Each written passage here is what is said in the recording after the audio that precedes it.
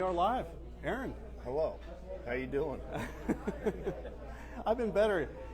Doing these live are technically challenging because there's so many moving parts, but not to bore you with that. All right. It's a pleasure to meet you. Thank you. Finally get to talk face to face. I'm aware of Smoke Wagon. It's one of those brands that I've always had to go out of state Those days are over. to get it, and now it's in town, and I'm super excited, super pumped for it. And on top of that, I get a chance to sit down and pick your brain about Smoke Wagon. Okay. Yeah. Yeah. All right, so we are live on Instagram. If you guys are joining us, I'm Israel from the Whiskey One channel. We have Aaron Chepenick from Smoke Wagon Whiskey. Hello. I'm Aaron from Smoke Wagon. How you doing? And you guys probably didn't know this, but Aaron was here yesterday at a local Latitudes. convenience store. It's Yeah. technically a convenience store at Latitudes. There was a tasting there. He has a classroom upstairs. It's really cool. Yep. Yeah. And I heard positive things. A lot of people were excited to see Oh, you. good. Yeah. That's always good to hear. Yeah, absolutely. And usually with Ron over at Latitudes, there's usually something a little extra special that happens. You know, usually like a raffle, and I hear that there was like a special event for I think the Special Olympics, as a matter of fact. That was going on downstairs. So Yep. So I wasn't really aware of that. I do know that the Blender Select and the Malted Barley Rye are not in the state yet, and he was pre-selling those and sampling people Okay. at the end of the event. Now I'm a huge malted rye guy, so the fact that you guys have that on, within Well, it's a your malted range. Barley Rye. Yeah, Oh, malted. yeah. Yeah. Okay, malted barley rye. Sorry. Yeah. I don't know why I thought it was a malted rye. Because it's called, because it says malted rye on the label. Silly me. All right. And my wife has just brought me a bottle of Oh, it's Desert some Smoke Cold. Wagon Desert Colt. Full strength. All right. So, Aaron, that's actually going to lead me into one of the questions that I had. But for now, I'm going to set this down here. Hopefully, Okay. you guys watching can see that. I actually had a question about Desert Colt. Full strength. Yeah. All right. So, starting with the community engagement, I'm going to point something out because there may be people watching that really don't know enough about Smoke Wagon. They're not versed in the things that you do within the community. So I'm going to mention that now, and that is, as far as I'm concerned, you're big into the whiskey community. Oh yeah, I mean, yes, I always have I always donate bottles for charity, or 99% of the time. Sometimes I forget to direct somebody towards the people that actually do that, and I forget, and I always feel bad because I have a lot going on. But yeah, I mean, it's always been that way, and especially on social media. Right. Before alcohol was categorized as sensitive content, there was a lot bigger reach, but still, I do all the social media, and people would always say, "Man, you like everybody's comments, and it's you that responds." It's like, yeah, you have to engage with people. Yep. They have to have a connection. It's really, I mean, it's not like some pragmatic, like, this is our business model, we will engage with people. But it's just my feeling that if you want to separate yourself from big brands or whatever, you have to let these people know that you appreciate them. And it's real, because, I mean, my whole life and everything, if it wasn't for them, I'd be at home crying in the corner of failure, so... And still, like when I do bourbon events and things like that, for a brand my size, I am the only owner behind the table. And I see other brands that aren't as big as me, and they're there, but they have an ambassador behind the table. Yeah. And I'm like, if you think you're too good to stand behind the table, you don't deserve anything. Because that's like how you get to meet people, I'm glad that you pointed that out, because that was one of the first things I noticed about the brand was how different you take the approach, Yeah. Behind being, the brand. I know you're a co-owner. Yeah, there's just two of us. Yep. But for the most part, when you get a bottle of whiskey, you rarely get to see the people behind it, especially like the owners. You rarely get to see them. And usually it's maybe at the beginning, and then they hand it off to somebody else. They pass off the torch. The funny thing is, like during COVID, when everybody was doing podcasts, I was the only one showing up, and all the other brands were sending brand ambassadors. Oh, wow. And they were much smaller than me. And I was like, if you don't have the time, nobody's busier than me. I got the time for these people. You don't. And then slowly towards the end of all that, you started seeing owners show up because they understood that they had sort of messed up by not like using that opportunity to like actually talk to people. Yeah, and you know, I think Instagram has a huge impact when it comes to the social media aspect and the whiskey engagement. Yeah. And I know that personally, like I've seen you really engage on the Instagram side. You know, I'm on YouTube, but I'm also on Instagram, Facebook. But Yeah, I mean, anytime I'm on Instagram, I come across your posts. I come across somebody who's talking to you and engaging with you directly. I've tried doing more, started doing more YouTube. Only because like Instagram, like I said, now it's sensitive content. Like if there's anything where I'm trying bourbon, nobody sees it. Yeah.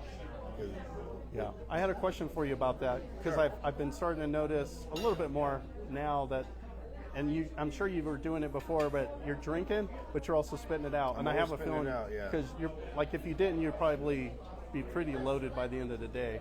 That yes, there's two reasons. That is you will get loaded and then you're on the floor thinking that you've made the best bourbon in the world, and you come back the next day sober and you try it and you're like, oh, that is not as good as I remember.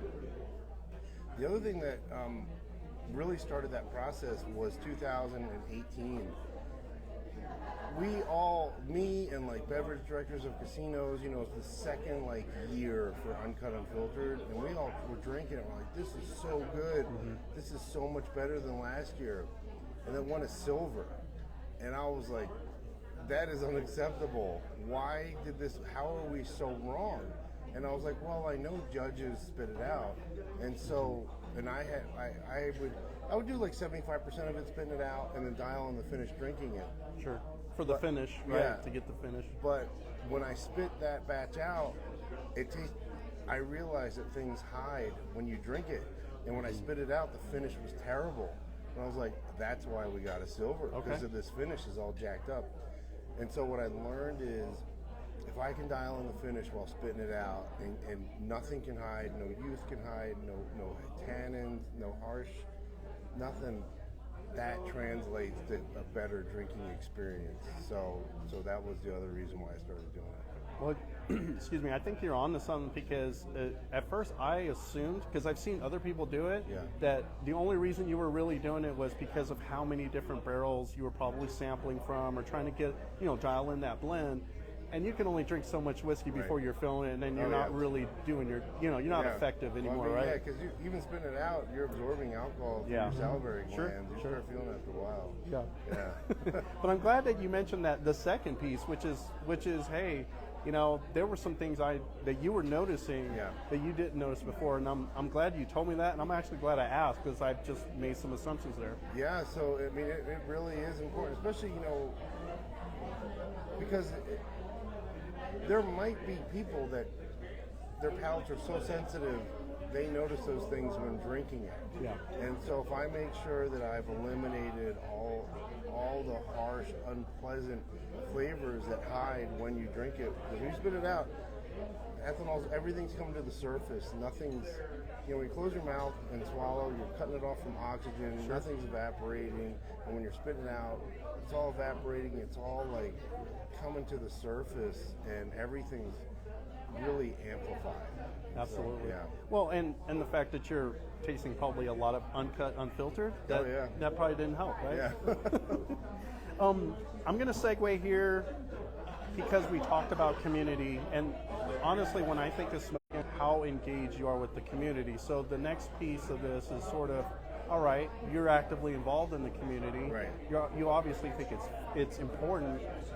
How does that feedback that you get from the community inspire or like change what you do within what you do? Like when you make a whiskey, when you put a product out, is there feedback that you're getting that you're like, okay, I need to do that, that's what the community's asking for me?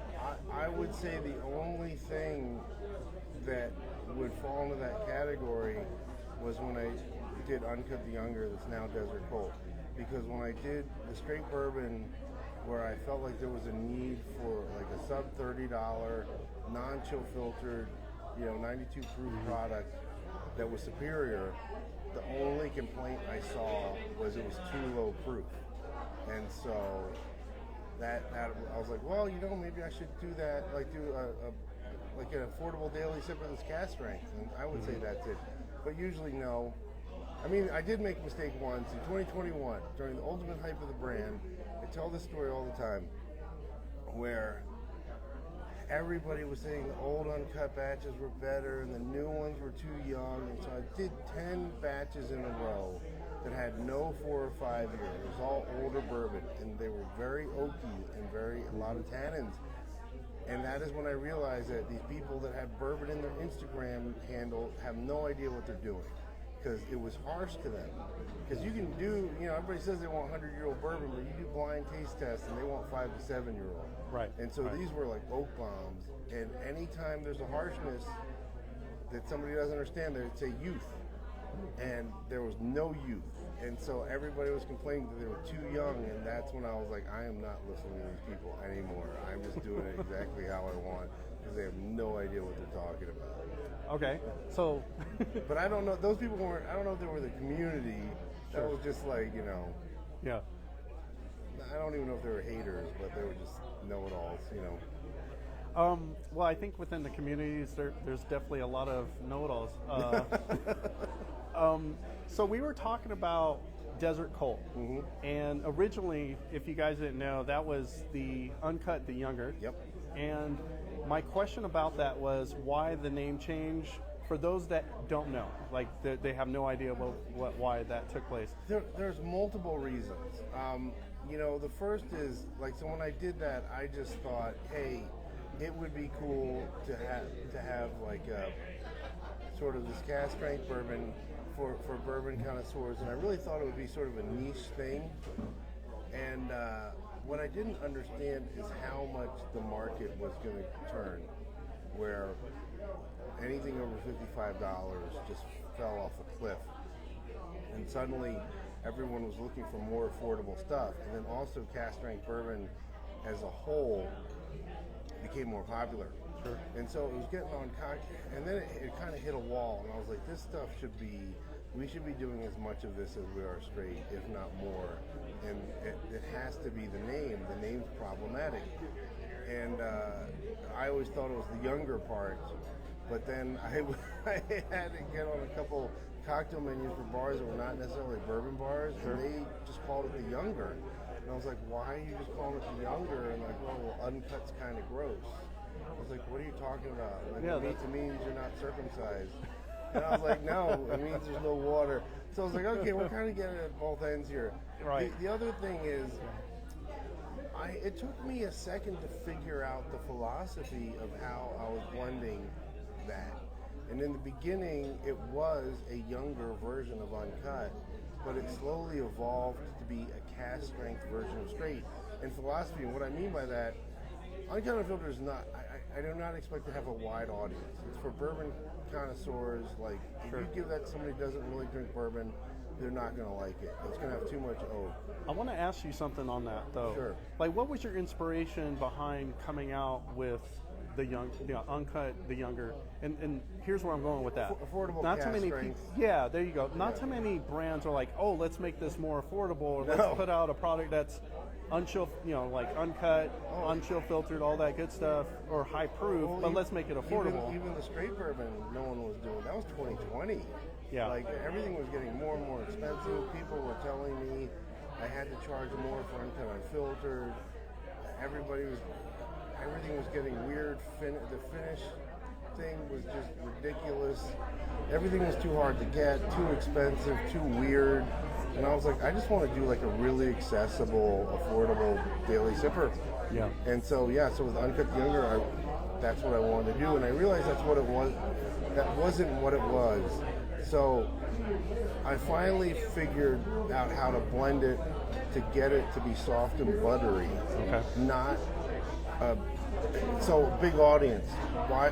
Like, I could give Desert Colt to a lot of people that aren't bourbon drinkers, and they don't believe it's cask strength, and they like it. I cannot do that with Uncut Unfiltered, and in the beginning with Uncut the Younger, I couldn't do that either. does it just have a bigger? Does the uncut unfiltered just have a bigger personality, 'cause more presence? All the older bourbon, right? More depth to more it. depth, more oak, more black tea, like all those heavy flavors. Yeah. And so so I wanted to get the name away from uncut unfiltered and have it be its own thing. And then also uncut the younger, I knew the name was problematic. And then putting it into 12 packs and clear glass, we were able to drop the shelf price by $4. And I was like, this is the way to go. It was, because like uncut the younger was kind of a slow mover, but now Desert Colt we do almost as much of that as straight, and I feel it'll overtake it soon. Well, I mean, if I can, like, I'll just make the comment. I think the whiskey community right now has like this sense of burnout from very expensive whiskey if they want it, right? Yeah. If they want something good, now they have to easily pay over $100, and I think you can only buy so many of those bottles, and right? their collections are like full. Yeah, nobody's opening them, Yeah. right? Yeah, exactly. So this, I guess what I'm trying to say is this was a breath of fresh air. Oh, thank you. I know the community was looking for something like that. Yeah. Yeah. Yeah, I mean, I just figured that's what people would want, and Sure. they don't have to hunt for it, and it just won a double platinum at Congratulations, thank by you. the way. The Fred Minnick. The irony of the Fred Minnick in the San Francisco World Spirits Competition is people think that Fred Minnick takes money, and he doesn't. But the San Francisco World Spirits Competition does, because I don't have a platinum, because I wouldn't pay for it. So that was the last time I entered into San Francisco. That's a whole other episode that we would probably have to get into. That's a whole other combo. So you're here. You're excited to be in New Mexico to absolutely. see your brand come through and into a place that it's used to seeing Smoke Wagon, just not here. Right. So what's the favorite of your own Smoke Wagon lineup? Is there something that always sticks out to you time and time again, or not really? I mean, obviously, uncut unfiltered is my baby, but small batch is like my desert island. I'm never not in the mood for small batch. I mean, it's got enough depth to where if I want something a little heavier, I can have that. But yeah. Okay. So small batch and uncut, unfiltered, right? Yeah. But honestly, Desert Colt is the hardest. That's the hardest one to do, to get right, and so I'm the proudest of that. To have that at that flavor profile, no water added. Sure. I learned more about blending doing that than anything else. All right. So I have one last question, and I know like we were trying to get set up and everything, and it threw us off, but we have not had a pour together. So cheers. Cheers. Yeah. Thank you, sir.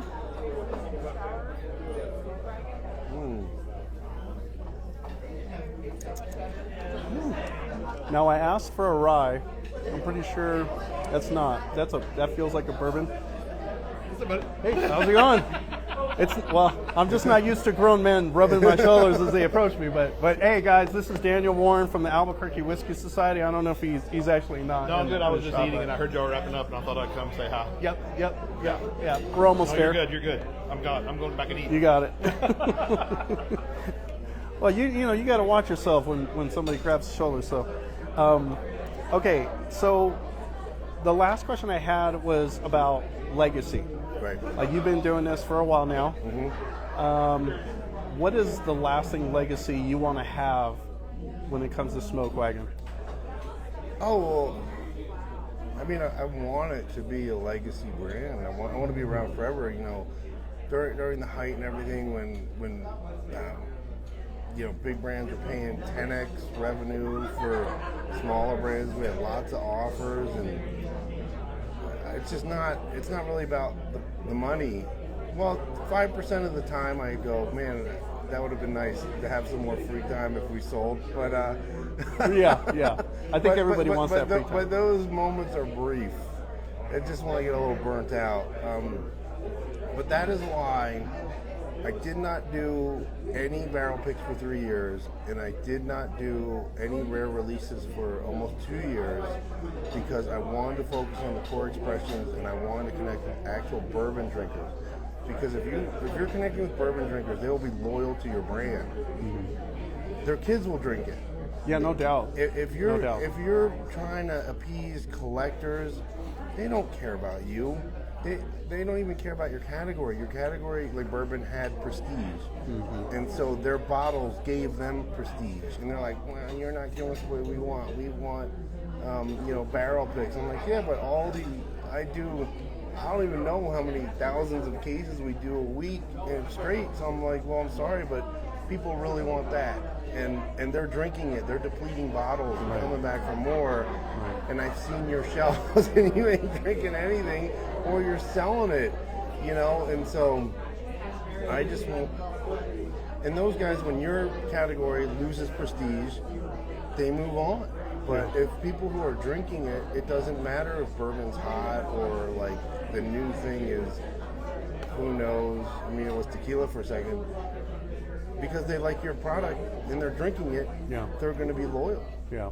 Well, I think you certainly have that. You definitely have a loyal following. Yes, for sure. I'm very fortunate. Yeah. And I think a lot of that just ties right back to what we started with, which was your engagement within the community. Yeah. I mean, one of the biggest learning lessons I think I had was when I blew that guy up on for selling the banned bottle on secondary. I don't know if you remember that. That was December of 2020. I was not around. I don't think I caught that one. Oh yeah. So all the secondary guys were like, "Your brand's done.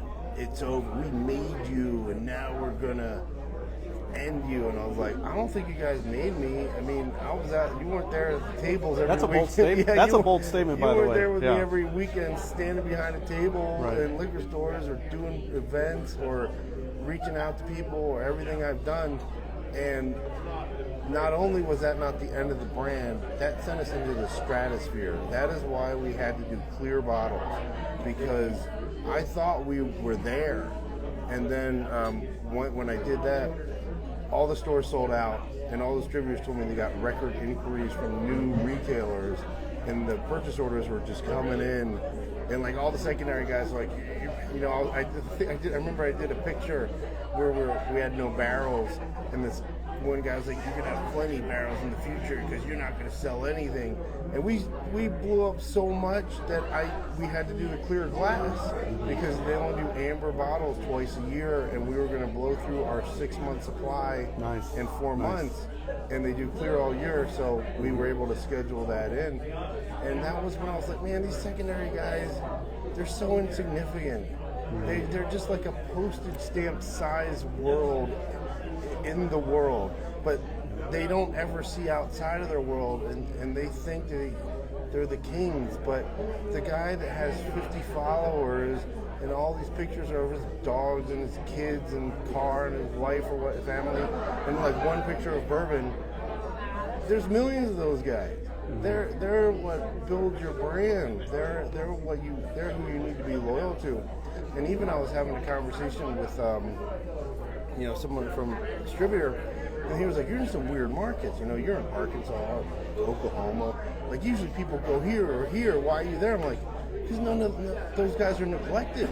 Nobody goes there, and I go there, and they totally, like, for a population of 2 million, we sell way more than they totally punch above their weight, and they appreciate the brand, and they're drinkers. They're not a bunch of rich guy collectors or whatever." I mean, at the end of the day, that's who you are. Like, therefore, is the actual drinker, not the collector. Drinkers, I mean, don't get me wrong. I understand finding some. I have rare shit. I understand the joy of finding something special and rare and being. Oh yeah, what's your rarest bottle? Oh, it's not bourbon. That doesn't matter. Yeah, it's usually cars or guns, motorcycles, stuff like that. Which I've seen. Yeah, I've seen. You had a Porsche S Turbo. Turbo S. I had some help getting that build put through. Yeah, because those are heavily allocated, and somebody told someone at Porsche that I wanted one, and he was like, "You got to go to his Instagram and watch him drive. The dude's going to drive it, and you need to let him build one. It's going to be badass." And so I was able to do a paint to sample, and I totally built it. And it was at the dealer in Las Vegas during Super Bowl, and they had a big Porsche executive meeting, and the GM of the dealer said you could see the car through the glass from the conference room, and one of the executives just got up and walked out and walked to the car, and everybody got up from the meeting and left to look at my car, and they said, the spec is perfect. Who built this? And he didn't say my name, but he did say, like, Sure. This guy pushed the build through, and they all knew, Porsche guy, and they were like, this guy can do whatever he wants. The door is open. Like, Nice. It's pretty funny too, because when that car was like on PTS Instagram, you get all these people like, who did this? This is terrible, because it's not gray or silver with silver wheels or like obvious, like boring. And I was like, well, that's why you guys are never going to achieve like legendary status. And then like 3 weeks later, I was validated, because not only did Porsche let the build happen, but when all the high execs saw it, they were like, this is like the best build we've ever seen. I think it's obvious that you also appreciate vintage. Oh yeah. Like, you're a man that appreciates it and rather show that off than something super shiny. The only that car, because I got to build it, that was kind of a dream, and it's so brutally fast, it'll kill you, and I like that. I like cars where, even with all the technology, the adaptive suspension management and traction control, it doesn't matter. It's way too much engine for the chassis, and you can find the limit of that car when you push it, and it's awesome. It's just the limit is so high that if you get caught doing it, you'll probably lose your license forever. I really want to keep going with this part of the conversation, because we just went into left field. It's no longer Smoke Wagon centric, but I want to get us to wrap, and just want to do a quick shout out to Aaron. Thank you so much. Of course. Kevin Petrusnik for making this happen. Daniel Warren and Elizabeth Warren Sanchez from the Albuquerque Whiskey Society for putting this all together. I'm super excited to see what's in store. I didn't make it to yesterday's Latitudes tasting, but I'm here, and that's all that matters now. Right on. So thank you. I do appreciate it, and I would love to have you on a podcast and where we can really talk a little bit more, sure. and there's no boundaries. So yeah, I would love for that opportunity, and thank you again, sir. Of course, man. Yeah, Thanks for appreciate having it. me. Yeah. Cheers. Yep. Cheers. Thank you guys for watching. Stay tuned, and there's going to be more action here at the tasting. Cheers. Action. Yes, sir. Yes, sir. All right, I'm going to turn everything down. Oh, man.